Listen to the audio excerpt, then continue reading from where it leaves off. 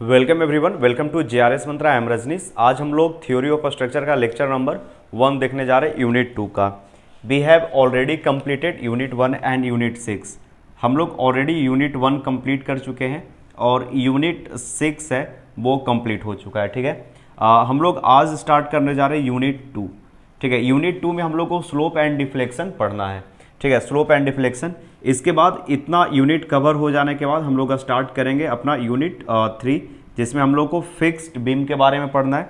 उसके बाद बचेगा यूनिट 4, जिसमें कंटिन्यूअस बीम के बारे में पढ़ना है, और यूनिट 5 मोमेंट डिस्ट्रीब्यूशन मेथड। ठीक है, ये सारे इंपॉर्टेंट यूनिट्स हैं, मतलब जितने भी 6 यूनिट हैं वो काफ़ी इंपॉर्टेंट है आपके लिए। आपको करना क्या है कि जब हम लोग स्लोप एंड डिफ्लेक्शन पढ़ेंगे, आज तो हम स्लोप एंड डिफ्लेक्शन स्टार्ट नहीं करेंगे, ना ही आप आज डिस्कशन करने जा रहे हैं कि स्लोप क्या होगा, डिफ्लेक्शन क्या होगा। कुछ बेसिक चीज़ों को सीखेंगे। ठीक है, जो आपको स्लोप एंड डिफ्लेक्शन पढ़ने से पहले आपको पता होना चाहिए। ठीक है, स्लोप एंड डिफ्लेक्शन में हम लोग आइदर स्लोप फाइंड आउट करेंगे या डिफ्लेक्शन फाइंड आउट करेंगे। जब टॉपिक स्टार्ट करेंगे डिटेल में क्या होता है स्लोप, क्या होता है डिफ्लेक्शन, किस तरह से हम लोग किन किन डिफरेंट मेथड से फाइंड आउट करते हैं, कौन सा मेथड किस टाइप के बीम के लिए बेस्ट सुटेबल होता है, इसके लिए भी बात करेंगे। अगर कैंटिलीवर है तो क्या करेंगे, फिक्स्ड तो यहाँ पे नेक्स्ट यूनिट में पढ़ना है फिक्स्ड बीम के बारे में। सिंपली सपोर्टेड कैंटिलीवर ही रहेगा ज़्यादा, जिसमें हम लोग को डिफरेंट लोडिंग कंडीशन पे फाइंड आउट करना रहेगा स्लोप एंड डिफ्लेक्शन। ठीक है, तो slope and deflection unit start करें। आज हम लोग छोटी छोटी काफ़ी बेसिक चीज़ों को सीखेंगे।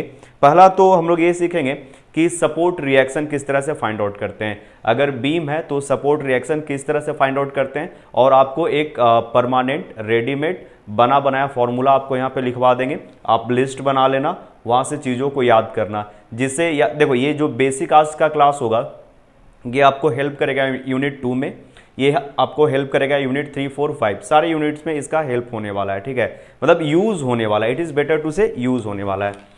तो सबसे पहले हम लोग बात करते हैं देखो मोमेंट क्या होता है। जहाँ पे आएगा आपको हम बताते जाएंगे कि what is the meaning of moment. देखो यहाँ पे फर्स्ट केस हम लेके चलें कि मान लो एक बीम है, वो बीम है वो सिंपली सपोर्टेड है। ठीक है, एक बीम है जो सिंपली सपोर्टेड है, तो एक तरफ हिंज है और दूसरे हिंज कनेक्शन को पिन कनेक्शन भी कहा जाता है। ठीक है, हिंज कनेक्शन को पिन कनेक्शन भी कहा जाता है, और दूसरी तरफ रोलर सपोर्ट है, इधर हिंज सपोर्ट है, इधर रोलर सपोर्ट है। ठीक है, इतना समझ में आ गया। इसके बीच का जो लेंथ है, the length between these two support is L. L है वो लेंथ है। ठीक है, एल इज द लेंथ। इस पॉइंट को ए बोल रहे हैं और इस पॉइंट को बी बोला जा रहा है, और बीचों बीच में लोड लगेगा। अगर पी लोड लगता है, P load is at the mid of this beam. ठीक है, ये हो जाएगा लेंथ L/2, और उस तरफ का भी लेंथ होगा वो भी हो जाएगा L/2, हाफ और हाफ होगा। तो यहाँ पे जो रिएक्शन आएगा RA और यहाँ पे जो रिएक्शन आएगा RB, ठीक है, reaction at A and reaction at B will be equal to P/2 and P/2। दोनों हाफ हाफ होगा, जितना भी लोड रहेगा उसका हाफ इधर आएगा, जितना भी लोड रहेगा उसका हाफ इस तरफ आ जाएगा। ठीक है, हम लोग इसको निकालते हैं कैसे, तो स्टैटिक इक्वेशन ऑफ इक्विलिब्रियम का यूज किया जाता है, जहाँ पे summation of Fy equal to 0, summation of Fx equal to 0 और summation of M moment equal to 0। ये 3 इक्वेशन का हम लोग यूज करते हैं, और ये तीनों इक्वेशन का यूज करके फाइनली RA और RB का वैल्यू आता है। ठीक है, ये these 3 equation is called static equation of equilibrium. इसके बाद अगर इसका हम लोग बेंडिंग मोमेंट डायग्राम देखें, मतलब सिंपली सपोर्टेड बीम है और मिड पे पॉइंट लग रहा है, तो मिड पॉइंट पे जो मैक्सिमम मोमेंट आएगा उसका वैल्यू होगा PL/4। ठीक है, यहाँ पे मोमेंट आएगा, इसका वैल्यू होगा PL/4, और ये पॉइंट A है, ये पॉइंट B है, और मोमेंट होगा वो पॉजिटिव होगा, सैगिंग मोमेंट होगा। उम्मीद है चीजें आपको समझ में आ रही होगी। आप A में लिखना, RA है वो P/2 होगा रिएक्शन एट A, और RB है वो रिएक्शन एट B है, यहाँ पे RB लिख देते हैं, रिएक्शन एट B है वो P/2 होगा। आप इसको पॉज करके नोट करो। अब हम लोग सेकेंड केस पे जाते हैं। पहले आप इसको डायग्राम बनाना और ये बनाना, और सेकेंड वाला डायग्राम क्या है, बेंडिंग मोमेंट डायग्राम BMD। आपको सिर्फ बनाना ही नहीं है, इसको याद भी रखना है कि बेंडिंग मोमेंट डायग्राम होगा, मैक्सिमम PL/4 होगा, A पे 0, B पे 0, this is the bending moment diagram. आप इसको पॉज करके नोट करो, इरेज करके सेकंड बता रहे हैं। ठीक है, मान लो कि ये जो लोड है वो बीचों बीच में ना लगकर कहीं और लगता है। ठीक है, अगर लोड है वो बीचों बीच में नहीं लगता, आप इसको याद रखना, बनाकर रखना, ये सब चीज़ें आएंगी। जब हम लोग स्लोप और डिफ्लेक्शन फाइंड आउट करेंगे तो you have to find the value of moment, बताएंगे कि मोमेंट भी हम लोग किस तरह से निकालते हैं। ठीक है, आपको चीज़ें धीरे धीरे धीरे समझ में आने लगी, ऑल ऑफ सडन एक ही बार नहीं बताएंगे, धीरे धीरे करके चीज़ों को आपको बताते जाएंगे। ठीक है, यहाँ पे एक हिंज है और यहाँ पे एक रोलर है। ठीक है, दो कनेक्शन है, सिंपली सपोर्टेड बीम है। मान लो यहाँ पे एक लोड लग रहा है, this load is P and the distance of load P from A is A, small a, and this distance is small b। ठीक है, और इस पॉइंट को हम B बोल रहे हैं। लेंथ जो होगा इस बीम का L है। ठीक है, लेंथ है वो L है। यहाँ कहने का मतलब क्या है, A plus B equal to L। ठीक है, तो यहाँ पे जो रिएक्शन होगा, सपोर्ट के पास जो रिएक्शन आएगा RA या R कैपिटल A लिखो, और यहाँ पे जो रिएक्शन आएगा RB या R कैपिटल B लिखो। ये लोड यहाँ पे P लग रहा है। P देखो, जब A पे रिएक्शन लगाओगे या निकालोगे तो P गुने B होगा, P गुने B होगा बाई L।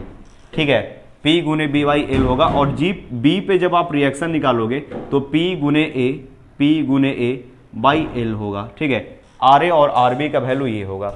अगर हम आपसे पूछते हैं कि B ग्रेटर है या A ग्रेटर है, तो आप बोलोगे सर B है वो ग्रेटर है A से, B है वो ज़्यादा है। फिर हम आपसे दूसरा क्वेश्चन पूछेंगे, B is greater than A, B is greater than A। ठीक है, अब नेक्स्ट अगर हम आपसे क्वेश्चन पूछते हैं कि ये जो लोड है वो कौन से सपोर्ट के नज़दीक है, तो आप बोलोगे सर जो P लोड है वो A के ज़्यादा नज़दीक है, तो यहाँ पे ज़्यादा रिएक्शन आएगा, और ये रिएक्शन है मतलब लोड का ज़्यादा पार्ट यहाँ पे आएगा और इस लोड का छोटा पार्ट उस तरफ जाएगा। तो देखो P है वो ज़्यादा है, P बाई L, तो दोनों में क्या है, बराबर है, P बाई L बराबर है। तो लोड इस तरफ आया तो P गुने B हो गया, because B is the greater. ये ऐसे लॉजिक से बता रहे हैं। अगर ये निकलेगा कैसे, तो आपको निकलेगा स्टैटिक इक्वेशन ऑफ इक्विलिब्रियम, जहाँ पे आप summation of F Y equal to 0 है, यहाँ पे RA plus RB equal to क्या करोगे, P के बराबर करोगे। फिर सेकेंड यहाँ पे इक्वेशन निकालोगे, summation of moment equal to 0, तो यहाँ पे निकालोगे क्या, RB गुने L, और यहाँ पे करोगे माइनस P गुने A इक्वल टू 0। ठीक है, तो RB का वैल्यू क्या आ जाएगा, PA बाई L आ जाएगा। ठीक है, आपको याद करने का लॉजिक बता रहे हैं। रिएक्शन RA होगा वो P गुने B, RA निकालना है तो इस तरफ मल्टीप्लाई करना होगा, और RB निकालना है तो A को मल्टीप्लाई करना होगा। ठीक है, उसके बाद देखते हैं इसका बेंडिंग मोमेंट डायग्राम क्या होगा। मैक्सिमम मोमेंट होगा वो P लोड के जस्ट नीचे होगा, यहाँ पे आएगा maximum moment. This point is A and this point is B। Maximum moment का वैल्यू होगा P गुने A, देखो लिख रहे हैं यहाँ पे P गुने A गुने B बाई L, या फिर हम इसको सिंपली लिख देते P AB बाई L। ठीक है, मोमेंट होगा वो क्या होगा, P AB बाई L होगा, इस पॉइंट पे मोमेंट M का वैल्यू। ठीक है, तो यहाँ पे M क्या हो जाएगा, P AB बाई L।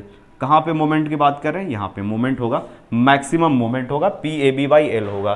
ठीक है, और ये मोमेंट का जो नेचर होगा वो पॉजिटिव होगा। ठीक है, तो ये भी आप इसको पॉज करके नोट करो, इरेज करके थर्ड केस आपको बता रहे हैं। ये B है, C हम लोग देखते हैं। जब बीम होगा, बीम के ऊपर UD, उम्मीद है लिख चुके होगे आप, ये सब चीज़ें बेसिक है जो आप पढ़े होगे MOS में, लेकिन हम ये मानकर चलें कि आप सब भूल चुके हो। ठीक है, फिर से फ्रेश स्टडी करवा रहे हैं। वो B केस था, अब C देख रहे हैं। ये एक बीम है और यहाँ पे पॉइंट A है, यहाँ पे पॉइंट B है, and this is UDL, uniformly distributed load लग रहा है। ठीक है, या इस पॉइंट को A बोल रहे हैं और इस पॉइंट या एंड को B बोल रहे हैं। ठीक है, यहाँ पे एक लग रहा है हिंज, ठीक है, या पिन बोलो, और यहाँ पे लग रहा है एक रोलर। ठीक है, इतना समझ में आ गया। यहाँ पे एक रिएक्शन आएगा जिसको हम बोल रहे हैं RA, और यहाँ पे एक रिएक्शन आएगा जिसको हम बोल रहे हैं RB। ठीक है, दो रिएक्शन होंगे। इनके बीच का जो डिस्टेंस है, यानी बोलो कि लेंथ है वो L है। L is the length of beam. ठीक है, देखो यूनिफॉर्मली डिस्ट्रीब्यूटेड लोड है, उसका मीनिंग ये समझो कि मान लो कि यहाँ पे एक बीम है और इसके ऊपर वाटर का एक चैनल बना दिया गया है, यानी पानी का पाइप है। मान लो कि पानी का पाइप है और इस पाइप में क्या है, वाटर फ्लो हो रहा है। तो क्या हो रहा है, पानी का जो वजन होगा वो हर एक जगह पे होगा, यूनिफॉर्मली पानी है वो डिस्ट्रीब्यूटेड होगा इस बीम के ऊपर। ठीक है, या फिर हो सकता है कि सीमेंट का बहुत सारा छोटा छोटा बैग रख दे, या ब्रिक है वो कुछ इस तरह से अरेंज कर दे। मान लो कि एक ब्रिक है वो बीम के ऊपर इस तरह से अरेंज कर दिया गया है, तो ये भी यूनिफॉर्मली डिस्ट्रीब्यूटेड लोड का एग्जांपल हो गया। इस बीम के ऊपर यूनिफॉर्मली डिस्ट्रीब्यूटेड लोड का एग्जांपल है। पॉइंट लोड का एग्जांपल है कि एक बीम है और इस बीम के पास एक पर्सन है, वो स्टैंड कर रहा है। दिस इज एग्जांपल ऑफ क्या, this is example of point load. Cantilever का क्या होता है, ध्यान से समझना। मान लो कि एक कोई स्विमर है, पानी में तैरने के लिए जा रहा है, तो उसको यहाँ पे एक छोटा सा बेंच लगा होता है जिसके ऊपर यहाँ पे पर्सन है वो स्टैंड करता है और पानी में क्या हो जा रहा है, जंप कर जा रहा है। तो ये क्या हो रहा है, डिफ्लेक्ट करता है। देखो यहाँ पे आपको इमेज में दिख रहा होगा, ये this is the example of cantilever, जहाँ पे एक बेंच निकला हुआ है, पर्सन है वो स्टैंड कर रहा है, वो वहां पे लगा हुआ है, तो क्या हो गया, डिफ्लेक्ट हो गया। तो यही डिफ्लेक्ट कितना हुआ, कितना डिफ्लेक्शन हुआ है, ये आपको फाइंड आउट करना रहेगा प्रॉब्लम्स में, ठीक है। तो आपको प्रैक्टिकली थोड़ा थोड़ा एग्जांपल देखना पड़ेगा। तो अब देखो यहाँ पे in case of UDL, uniformly distributed load, मानो कि पाइप से कुछ पानी है वो फ्लो हो रहा है, ठीक है। तो इसका वजन है वो दिया हुआ है W किलो न्यूटन पर मीटर, यानी 1 मीटर पाइप का लेंथ लेते हैं, 1 मीटर पाइप का लेंथ लेते हैं, तो इसमें जो पानी है प्लस पाइप है सबका वजन है वो W किलो न्यूटन आ रहा है। ये it could be 2, 3, 4, 5 kilo Newton. जैसे पाइप जितना मोटा रहेगा उतना ज़्यादा वजन होगा, पाइप का डायमीटर जितना ज़्यादा रहेगा पानी उतना ज़्यादा फ्लो करेगा, तो W का वैल्यू है वो बढ़ सकता है। और पर मीटर का मतलब है कि आप 1 मीटर का लेंथ ले रहे हो ना, 1 मीटर अगर लेंथ कंसीडर कर रहे हो तो वहाँ पे जो वजन होगा वो W किलो न्यूटन का हो सकता है। तो यहाँ पे देखो एक साइमेट्रिकल लोडिंग का पैटर्न बन रहा है, तो यहाँ पे WL/2 हाफ लोड इस सपोर्ट पे आएगा और हाफ लोड यहाँ पे आने जा रहा है WL/2, हाफ दोनों तरफ आएगा, ठीक है। यहाँ पे रिएक्शन आप निकालना सीख गए। अगर इसी के ऊपर हम लोग बेंडिंग मोमेंट डायग्राम को ऑब्जर्व करें, बेंडिंग मोमेंट डायग्राम होगा वह पैराबोलिक होगा और ये इतना थोड़ा ज़्यादा एक्स्ट्रा लेंथ का बन गया है, करेक्ट कर लेते हैं हम लोग, ठीक है।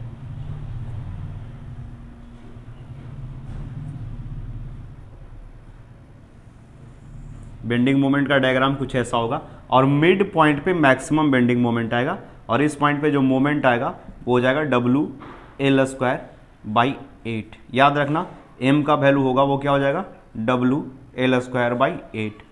WL/8 is the bending moment, ठीक है। मैक्सिमम मोमेंट यहाँ पे होगा। तो उम्मीद है कि चीज़ें आपको समझ में आ रही होगी। इसके बाद एक कैंटिलीवर का केस है वो देख लेते हैं और साथ ही साथ हम लोग देख लेते हैं एक पॉइंट पे, किसी पर्टिकुलर पॉइंट पे मोमेंट लगेगा तो क्या होगा। आप इसको पॉज करके नोट कीजिए, इरेज करके बता रहे हैं। अब इसके बाद देख लेते हैं एक सिंपली सपोर्टेड और किसी पर्टिकुलर पॉइंट पे मोमेंट है वो m लग रहा है, ठीक है। क्लॉकवाइज या एंटी क्लॉकवाइज होगा तो हम लोग क्या करेंगे। इसके बाद थोड़ा आपको कंबाइंड लोडिंग के बारे में भी बता देंगे। मान लो कि इनकेस कंबाइंड लोडिंग का आ जाता है तो हम लोग उस सिचुएशन में क्या करेंगे। देखो एक सिंपली सपोर्टेड है, ठीक है, सिंपली सपोर्टेड है। सिंपली सपोर्टेड पे यहाँ पे कहीं पे हिंज है, इधर रोलर भी हो सकता है, हिंज उस तरफ भी हो सकता है, but it is a simply supported, ठीक है। ये सिचुएशन है। यहाँ पे एक पॉइंट लोड है, मतलब पॉइंट है कोई एक पर्टिकुलर पॉइंट ABC ले लिए, इसको C बोल दे रहे हैं, ये A है और ये B है, ठीक है। और इस पे क्लॉकवाइज या एंटी क्लॉकवाइज, मतलब आप यहाँ पे क्वेश्चन कुछ भी हो सकता है, क्वेश्चन में क्लॉकवाइज या एंटी क्लॉकवाइज दिया हो सकता है। यहाँ पे हम लोग मान रहे हैं कि मोमेंट है वो कुछ इस तरह से लग रहा है, क्लॉकवाइज मोमेंट लग रहा है, ठीक है। इस सिचुएशन में हम लोग क्या करेंगे, देखना चीज़ों को समझना। यहाँ पे जो रिएक्शन आएगा वो RA होगा और यहाँ पे जो रिएक्शन होगा वो RB होगा, ठीक है, RB रिएक्शन है, ठीक है। देखो ये मोमेंट है, ध्यान से समझना, ये मोमेंट है। ये मोमेंट क्या करेगा, पूरा C और B पार्ट को नीचे की तरफ यानी बोल सकते हो कि क्लॉकवाइज रोटेट कराने की कोशिश करेगा। ध्यान से समझना, ये जो मोमेंट है जिसको हम बोल रहे हैं यहाँ पे m नॉट मोमेंट है, ये पूरा BC पार्ट को कुछ इस तरह से रोटेट कराने की कोशिश करेगा। ये ऐसे था तो मोमेंट इसको इस तरह से रोटेट कराने की कोशिश करेगा। समझ में आ रहा है इतना चीज? तो बोलोगे हाँ सर यहाँ तक प्रॉब्लम नहीं है। This moment try to rotate CB part in a clockwise direction. तो RB जो है वो कुछ ऐसे लगना चाहिए कि इसको रोटेट करा दे ऊपर की तरफ, तभी ना ये इक्विलिब्रियम में रहेगा। तो RB का जो डायरेक्शन होगा वो अपवर्ड होगा, ठीक है, तभी इसको इक्विलिब्रियम में या स्ट्रेट में रख सकता है। देखो इस पॉइंट के अबाउट m नॉट है वो क्या हो गया, क्लॉकवाइज, और इसी R नॉट, ये जो RB है, ये जो रिएक्शन होगा वो एंटी क्लॉकवाइज क्रिएट करेगा, ठीक है। इस पॉइंट के अबाउट हम लोग अगर मोमेंट का समेशन ऑफ m का इक्वेशन लिखते हैं तो समेशन ऑफ m का इक्वेशन क्या हो जाएगा, अच्छे से समझना। यहाँ पे इस पॉइंट के अबाउट m नॉट होगा वो क्या हो जाएगा, एंटी क्लॉकवाइज, ठीक है, और यहाँ से RB जो होगा वो क्या हो जाएगा, क्लॉकवाइज। तो एक पॉजिटिव एक निगेटिव, तभी ये जाकर क्या होगा, इक्विलिब्रियम में रहेगा। तो आर बी हो गया, यहाँ पे समझ में आ रहा होगा इतना चीज़, ठीक है। और आर ए होगा उस चीज़ को समझना, ये जो मोमेंट है, ये जब रोटेट करके इसको ऊपर की तरफ करेगा, ये रोटेट करेगा, रोटेट करके जब इसको इस पे क्या है क्लॉकवाइज लगाएगा, तो क्लॉकवाइज में ये पार्ट है वो कुछ इस तरह से रोटेट कर जाएगा। देखो ये कौन सा पार्ट बोल रहे हैं, ए और यहाँ पे सी, ठीक है। ये इस तरफ से लगा तो इधर से क्लॉकवाइज, ये ना ये क्लॉकवाइज ये पॉइंट को पूरा एसी को इस तरफ रोटेट कराने की कोशिश करेगा। तो आर ए है उसका डायरेक्शन होगा डाउनवर्ड। आपको ये चीज है लॉजिकली देखो, और नहीं देखना है तो फिर आपको लॉजिकली याद नहीं करना है, तो आपको ये इक्वेशन है इसको याद करना होगा, ठीक है। जैसे यहाँ पे क्या आपको करना होगा, ध्यान से समझना, हम लोग summation of F Y equal to 0 करते हैं, तो summation of F Y equal to 0 करोगे तो R A plus R B equal to क्या मिलेगा, 0। डाउनवर्ड में कोई फोर्स नहीं है ना, M naught is the moment, तो यहाँ पे आपको क्या मिलेगा, R A equal to minus R B. ये क्या बता रहा है कि एक का डायरेक्शन अगर अपवर्ड है तो दूसरे का डायरेक्शन होगा वो डाउनवर्ड होगा, ये बताएगा, ठीक है। यानी आर ए है वो माइनस आर बी होगा, यानी एक अपवर्ड होगा दूसरा डाउनवर्ड होगा, दोनों का मैग्नीट्यूड है वो सेम होगा, ठीक है। और यहाँ पे जो मैग्नीट्यूड होगा वो एम नॉट बाई एल होगा, और यहाँ पे जो मैग्नीट्यूड है ये भी एम नॉट बाई एल होगा, लेकिन अपवर्ड डायरेक्शन में है, ठीक है। ये समझ में आ गया। अब ये कैसे आएगा, तो आप देखो summation of moment equal to हम लोग 0 कर देंगे। जैसे ही summation of moment equal to 0 किए, और हम लोग ले रहे हैं ए पॉइंट से मोमेंट ले रहे हैं, कहाँ से ले रहे हैं, एट द रेट ए ले रहे हैं। तो यहाँ से क्या हो जाएगा, देखना इस पॉइंट के अबाउट आर बी गुने एल, इसके बीच का जो दूरी है वो हम क्या बोल रहे हैं, इनके बीच का दूरी को एल बोल रहे हैं, और यहाँ से जो डिस्टेंस इसको ए बोल रहे हैं, और ये डिस्टेंस को बी बोल रहे हैं। A is the distance between A C and B is the distance between C B, ठीक है। इतना समझ में आ गया। तो आर बी गुने एल हो जाएगा, ये कैसा दिखा रहा है, एंटी क्लॉकवाइज, तो एंटी क्लॉकवाइज को निगेटिव दिखा देते हैं, और ये क्लॉकवाइज है, एक मोमेंट यहाँ पे एम नॉट आएगा plus M naught equal to 0, ठीक है। तो आर बी इक्वल टू क्या हो जाएगा, एम नॉट बाई एल, और ये पॉजिटिव आया कि नेगेटिव आया, तो सर ये पॉजिटिव आया, यानी अपवर्ड डायरेक्शन जो माने हैं वो करेक्ट है, ठीक है। हम लोग अपवर्ड डायरेक्शन एज्यूम करके किए थे, तो आर बी का वैल्यू क्या आ गया, एम नॉट बाई एल आ गया, ठीक है।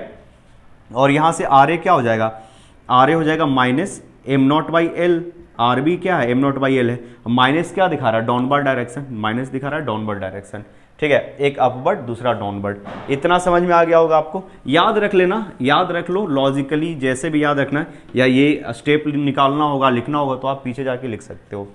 अब हम लोग बात करते हैं इसका बेंडिंग मोमेंट डायग्राम का।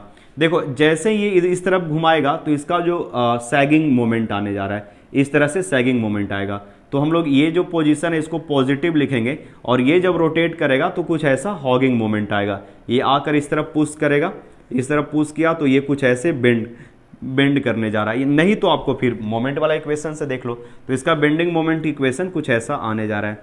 यहाँ पे होगा एम नॉट गुने ए बाई एल, और इस तरफ आएगा एम नॉट गुने B by L, M naught, ठीक है। और इस तरह से इसका बेंडिंग मोमेंट डायग्राम होगा, ये पॉजिटिव, ये निगेटिव, ये ए और बी, आप याद रखो, ठीक है। बेंडिंग मोमेंट डायग्राम अगर आपने मॉस में नहीं पढ़ा है तो आप वहाँ पे जाके पढ़ सकते हो, चीज़ें समझ में आएगी।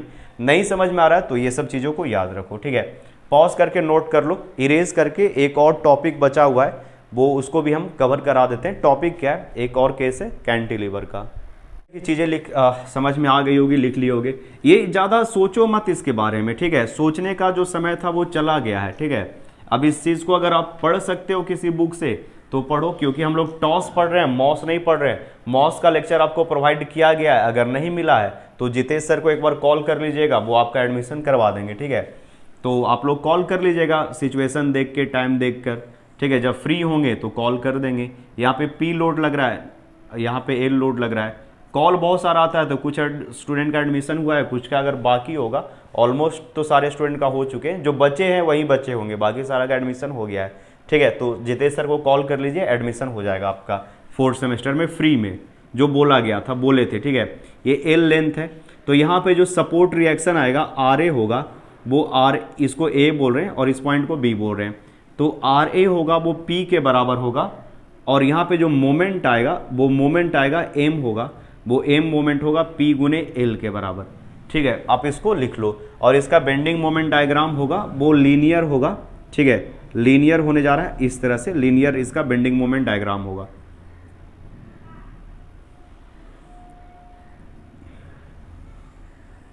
Bending BMD, bending moment diagram. यहाँ पे आ जाएगा P गुने L, ये जो हाइट है वो P/L होगा और ये निगेटिव होगा, क्योंकि जब मोमेंट होगा तो ये हॉगिंग शेप में आएगा, ठीक है, हॉगिंग शेप में आएगा। तो चीज़ों को आप समझो, नोट करो, और आज का लेक्चर यही रहने देते हैं। अगले लेक्चर में हम स्लोप एंड डिफ्लेक्शन स्टार्ट करेंगे, या थोड़ा मोमेंट का भी कॉन्सेप्ट बता ही देते हैं, ठीक है। मोमेंट का एक थोड़ा कॉन्सेप्ट बता देते हैं कि एक्चुअली में मोमेंट का मीनिंग क्या होता है, हम लोग मोमेंट का वैल्यू किस तरह से फाइंड आउट करते हैं। 2 केस बताएंगे, दोनों याद रखो, काम हो जाएगा हम लोगों का। पॉज करके नोट करो, यहाँ पे बता रहे मोमेंट किस तरह से हम लोग फाइंड आउट करते हैं, और अगले लेक्चर में स्लोप क्या होता है, डिफ्लेक्शन क्या होता है, डिफरेंट मेथड्स हैं, उसके बारे में भी बात करेंगे। और ये अगर आपके कॉपी में है तो याद रख लेना, it is going to help you in unit 2, unit 3, unit 4 as well as unit 5, ठीक है। यूनिट 2, 3, 4, 5 में सब में यूज आएगा।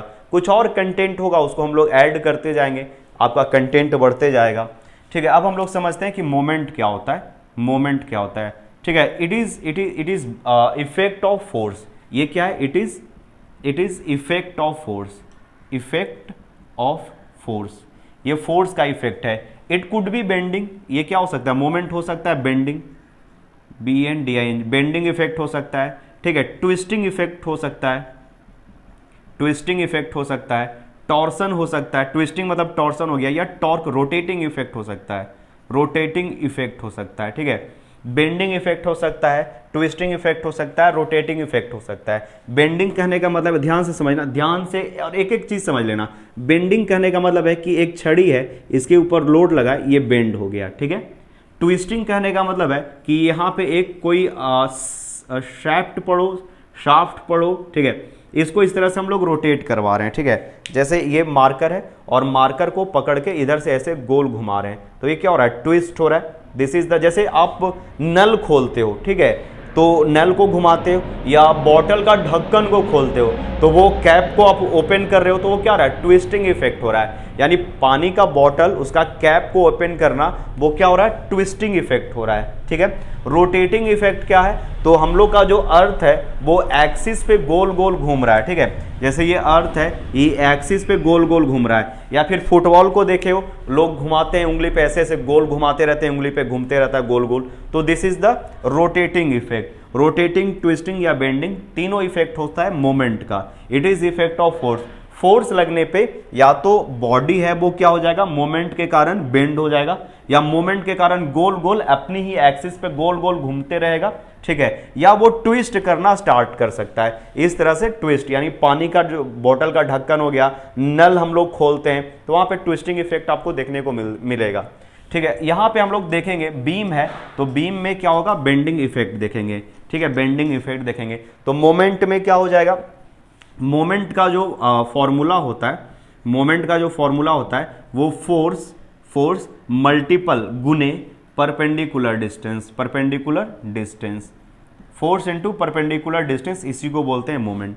मान लो कि ये एक कोई ऑब्जेक्ट है, यहाँ पे कोई ऑब्जेक्ट है, या बोलो कैंटिलीवर है, कैंटिलीवर के ऊपर एक ऑब्जेक्ट यहाँ पे रखा हुआ है जिसका फोर्स है वो P किलो न्यूटन है, ठीक है।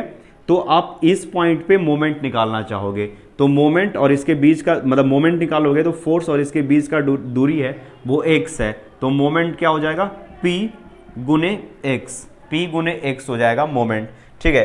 अगर यहाँ पे हम लोग मोमेंट निकालना चाहे और इसका बीच का जो डिस्टेंस है वो बाई हो जाता है, तो आप मोमेंट क्या लिखोगे, P गुने बाई। बस आपको यही याद रखना है, P गुने x, P गुने बाई, जो भी डिस्टेंस होगा वो। अब इसका इफेक्ट देखते हैं, जैसे आपको बोलेगा कि मोमेंट है, रोटेट करेगा, बेंड होगा, ट्विस्ट होगा, वो किसी एक्सिस के अबाउट होता है, किसी पॉइंट के अबाउट होता है। तो यहाँ पे पॉइंट एक ये ऑब्जर्व कर रहे हैं, because the distance is by from the load this and the point this, and here point of observation is this. यहाँ से x डिस्टेंस है और p पॉइंट है, ठीक है। तो देखो अगर हम लोग इस पॉइंट को अगर ऑब्जर्व कर रहे हैं, इस पॉइंट को ऑब्जर्व कर रहे हैं, तो जस्ट इमेजिन, आप ध्यान से ये सोचो कि आपने इस पॉइंट को पकड़ रखा है। क्या किया है, इस पॉइंट को इस तरह से पकड़ रखा है, इसके ऊपर लोड लगेगा, तो ये पूरा का पूरा जो लेंथ है, जो बाई लेंथ का मेंबर है, ये मेंबर है वो किस तरह से रोटेट करेगा, तो आप बोलोगे सर ये रोटेट करेगा क्लॉकवाइज, ठीक है। ये फोर्स के कारण ये पार्ट है, ये मेंबर जिसका लेंथ L है, it is going to rotate clockwise, तो इसका नेचर होगा क्लॉकवाइज, ठीक है, क्लॉकवाइज नेचर हो गया। अगर इस पॉइंट को हम ऑब्जर्व करते हैं तो ये पॉइंट पे लोड के कारण, ये पॉइंट के अकॉर्डिंग लोड के कारण, इसके कारण भी क्लॉकवाइज आएगा, तो इसका भी इफेक्ट हो जाएगा क्लॉकवाइज। आपको यही क्लॉकवाइज, एंटी क्लॉकवाइज और यहाँ पे ऑब्जर्व करना है, ठीक है। अगर मान लो ये कैंटिलीवर है और यहाँ पे अगर हम लोग लोड अप्लाई किए, इस पॉइंट को ऑब्जर्व कर रहे हैं जिसके बीच का दूरी है मान लो x, तो ये इस पॉइंट को जब हम लोग पकड़े तो P लोड है वो इस तरफ पुश करने की कोशिश कर रहा है, ऊपर ले जा रहा है, यानी इस तरफ घुमा रहा है, ये पार्ट को जिसका लेंथ L है उस पार्ट को इधर घुमा रहा है, तो ये एंटी क्लॉकवाइज हो गया, ठीक है। और मोमेंट होगा वो क्या होगा, P क्रॉस x होगा और इसका नेचर कैसा होगा, एंटी क्लॉकवाइज, ठीक है। अगर एंटी क्लॉकवाइज ले रहे हो तो नेगेटिव ले लो। तो उम्मीद है मोमेंट समझ में आया होगा। अगले क्लास में slope and deflection topic start कर देंगे, ठीक है। पॉज करके अगर कुछ ठीक ठाक लगे नोट कर सकते हो, नहीं तो इरेज करके अगले क्लास में मिलते हैं। Thank you.